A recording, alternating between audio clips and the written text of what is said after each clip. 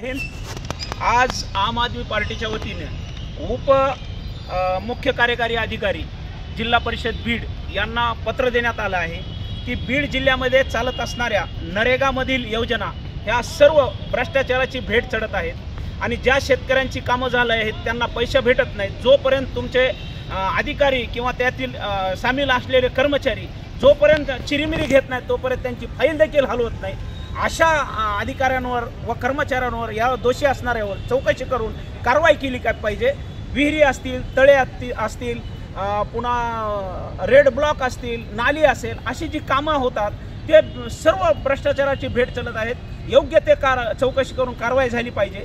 अन्यथा येणाऱ्या काळामध्ये या भागातील ज्या नागरिकांचे पैसे भेटले नाहीत, ज्या शेतकऱ्यांचे पैसे भेटले नाहीत, अशा शेतकऱ्यांना एकत्र करून आपल्या जिल्हा परिषदेच्या कार्यालयासमोर मोठे जन आंदोलन उभा करेल अशी आम आदमी पार्टी आज तुम्हाला सूचना देत आहे। यावरती कारवाई झाली नाही तर येणाऱ्या काळामध्ये ही सर्वस्व जबाबदारी आपली प्रशासनाची असेल।